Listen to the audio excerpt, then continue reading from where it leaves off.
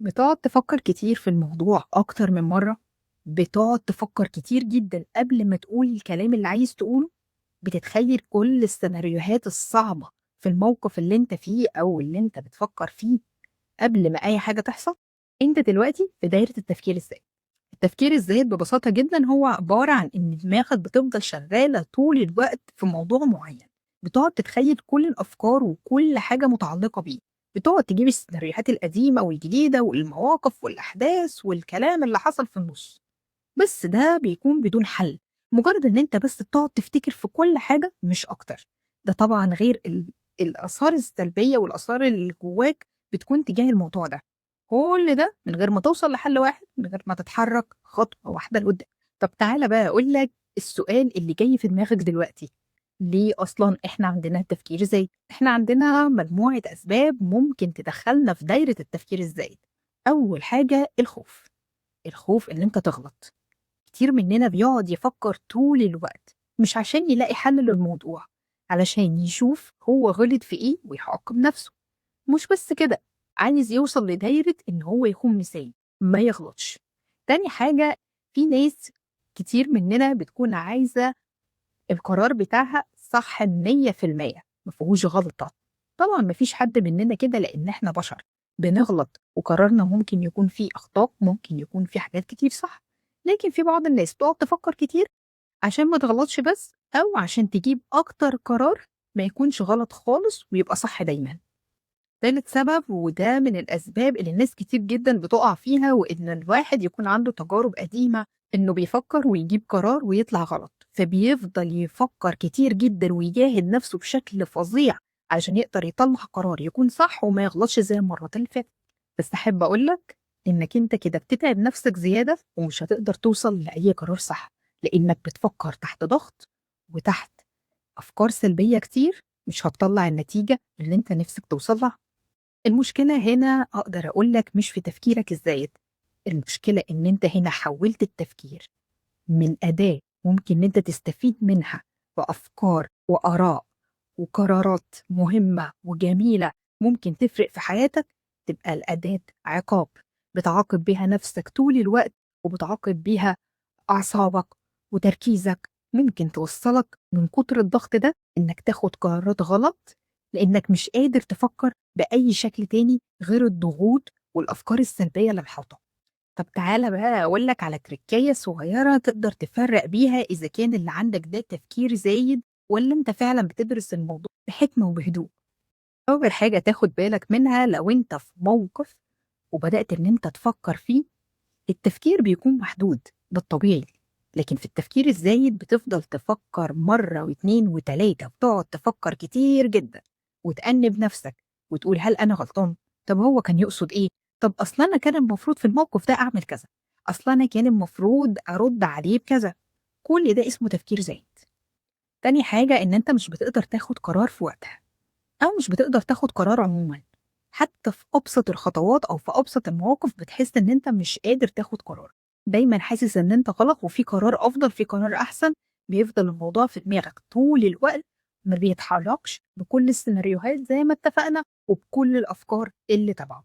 تاني حاجة إن أنت بتحس إنك مش عارف تاخد قرار، حتى في أبسط القرارات، بتفضل تفكر كتير جدًا وما بتقدرش تاخد قرار واحد، دايمًا بتبقى خايف وقلقان يبقى القرار ده غلط، فبتقعد تفكر كتير جدًا في الموضوع ومش بيكون مدروس بكل الجوانب، بتقعد تفكر في النتايج السلبية بتاعته، المخاطر بتاعته، وكل ده بيخلّيك ما تعرفش تاخد قرار صح، وبيسبب لك تفكير زايد.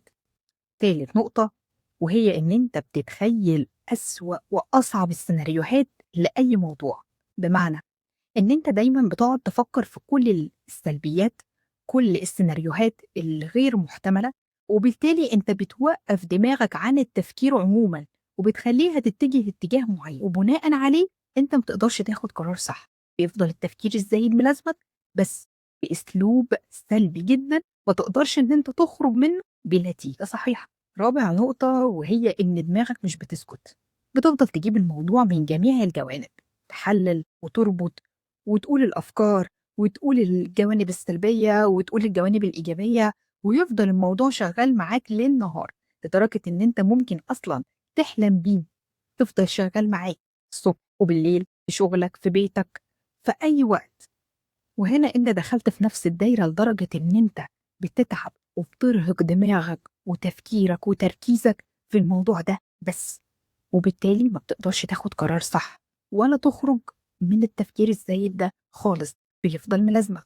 هنا بقى نيجي لأهم جزء في حلقتنا، وهي إن زي ما اتعودنا إن مفيش مشكلة في حياتنا إلا وليها أكتر من حل. إزاي النهاردة نقدر نعرف خطوات بسيطة جدا تساعدنا إن إحنا نوقف التفكير الزايد ونرجع نتحكم في عقلنا وفي تركيزنا، بدل ما يكون في موضوع واحد هو اللي يسيطر على تركيزنا كله. بس قبل ما نقول أي حاجة خالص، خلينا نتفق مع بعض إن التفكير الزايد ده مش بزرار هتدوس عليه هيوقف. الموضوع مش بيقف ما بين يوم وليلة، محتاج صبر ومحتاج إرادة منك قوية جدا عشان تقدر تتحكم في الموضوع. الموضوع ده بقاله كتير جدا عندك، بقاله كتير جدا معاك، محتاج ان انت تكون صبور علشان يقدر ينتهي بالتدريج وترجع تاني تمسك زمام امورك. لو انت في موضوع او موقف في حياتك ومحتاج منك تفكير بتركيز، اول حاجة تفكر فيها اول ما تحس ان دماغك بدأت تتزاحم بافكار وبكلام كتير قوي، وقف نفسك لحظة واحدة واسأل نفسك سؤال: هل الافكار اللي انا بفكر فيها دي هقدر منها اجيب حل، ولا دي مجرد افكار رايحه جايه؟ لو حسيت فعلا ان هي افكار رايحه جايه كتير من غير فايده، تقدر ان انت تشتتها باي شكل. حاول ان انت توقفها باي وسيله. حاول ان انت تشتغل في اي حاجه، تغير مكانك، تحاول ان انت تتكلم مع حد جنبك حواليك. ما تسيبش نفسك للافكار الزياده دي نهائيا.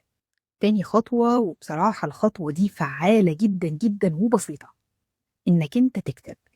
اكتب اللي في دماغك، اكتب الموضوع أو القرار اللي انت عايز تاخده، أو الموضوع اللي في دماغك ايه، اكتبه.